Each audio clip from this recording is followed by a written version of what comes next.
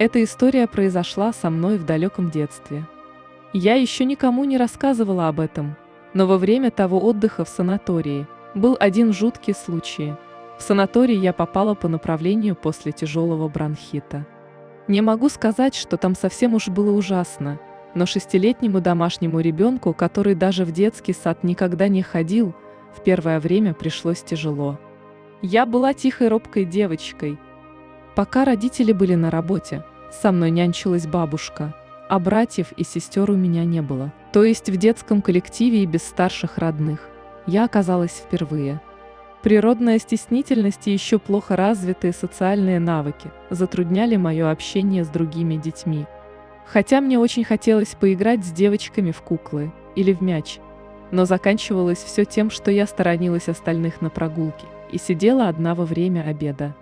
Через несколько дней такого одинокого существования и тоски по дому я уже совсем помрачнела. И в это время у меня наконец появилась подружка, маленькая девочка примерно того же возраста, что и я. Однажды она подсела ко мне в столовой и улыбнулась. Ее звали Катя, и она болела астмой. Катя сказала, что у нее здесь тоже нет друзей. Соседкам из своей палаты она не нравилась, да и они ей тоже. Теперь мы вместе сидели в столовой и вдвоем проводили время на прогулке. Встречались сразу после утренних процедур и не расставались почти до самого вечера.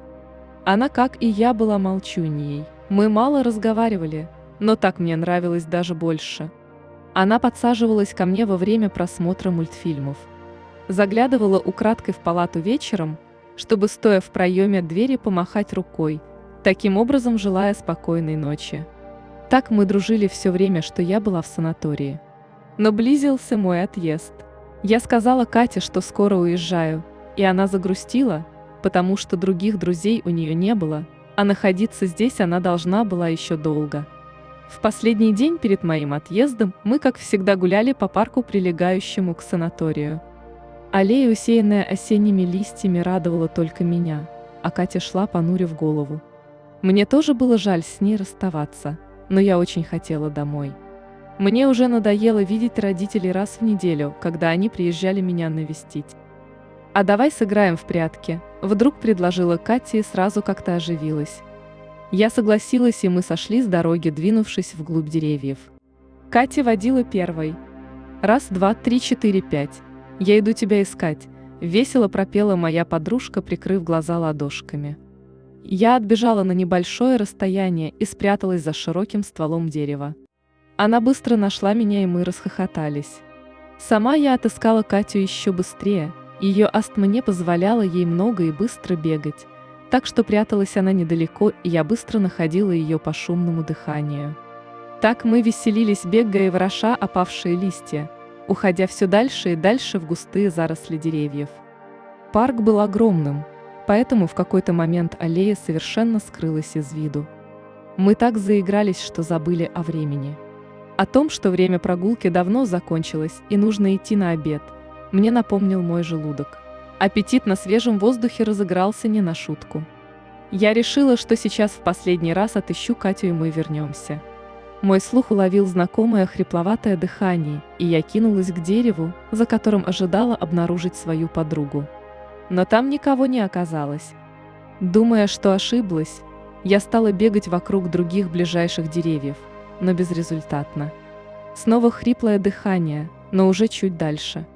Я бросилась туда. В очередной раз, не найдя Катю, я с гневным нетерпением маленького ребенка требовательно позвала: «Катя, выходи!» Несколько секунд тишины. А потом в нескольких шагах от меня раздался ее голос. «Раз, два, три, четыре, пять. Я иду тебя искать». Я повернула голову по направлению к звуку. Черный ствол дерева обхватили две тонкие детские руки. Не в рукавах пальто, а голые. На темном древесном фоне их мертвенный синеватый оттенок выглядел противоестественно. Мои глаза расширились от ужаса. Повинуясь какому-то животному инстинкту, я попятилась назад и, не говоря ни слова, побежала от этого голоса и страшных рук, обнимающих ствол. Мне совсем не хотелось смотреть на того, кто покажется из-за дерева. Убегая, я поняла, как далеко мы успели уйти от аллеи, и пожалела об этом. Где-то справа снова раздался голос Кати, произносящий считалочку и предупреждающий, что идет искать. Я резко свернула влево, убегая от голоса, но прямо передо мной возникла та же страшная картина. Синеватые мертвые руки обняли ствол.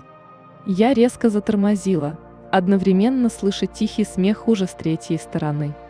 Казалось, что Катя была везде. Она искала меня, появляясь сразу во всех направлениях. Дошло до того, что уже 3 дерева обнимали 3 пары жутких рук одновременно. Увидев такое, я упала на землю и громко разревелась. Когда мои попытки убежать прекратились, из-за дерева наконец показалась Катя. Она больше не была похожа на себя. Ее синюшное лицо и темные круги под глазами напугали меня еще сильнее, и я завизжала. Она шла ко мне, и я слышала ее слова: «Я нашла тебя. Теперь ты останешься со мной». Я все кричала, но вдруг почувствовала, как крепкая рука хватает меня за шиворот куртки, с силой поднимает от земли и разворачивает к себе. «Вот она где!» Взбешенный голос воспитательницы и гневные искорки в ее глазах заставили меня замолчать. «Я ищу тебя по всему парку. Ты почему ушла?» Она отвесила мне увесистый шлепок по мягкому месту и потащила к аллее. «Там Катя!» Ревела я. «Какая еще Катя?» Воспитательница была в ярости и почти не слушала меня. Она отвела меня обратно, и я была рада ее внезапному появлению, потому что больше никаких голосов и страшных рук на деревьях не было. Я была благодарна ей и потом, так как до сих пор считаю, что ее появление спасло меня. Именно ее вмешательство в нашу с Катей игру позволили мне на следующий день вернуться домой. Когда мы вернулись в кампус, я слышала, как она жалуется другому персоналу, что я странная, что за мной трудно следить и хорошо, что я завтра уезжаю. Еще она назвала меня нелюдимой и упомянула вымышленную подругу. Мол, замечала она несколько раз, как я разговариваю с пустотой. А поздно вечером перед сном я услышала еще кое-что. Раньше я не обращала внимания на разговоры в палате. Всякие страшилки вроде вызова пиковой дамы меня не интересовали, но на этот раз прислушалась. Местная легенда про девочку Катю. Говорили, что обитает в санатории ее призрак. Если повстречаться с ним в здешнем парке 1 на 1, то Катя сыграет с тобой в прятки. Если найдет, то заберет к себе.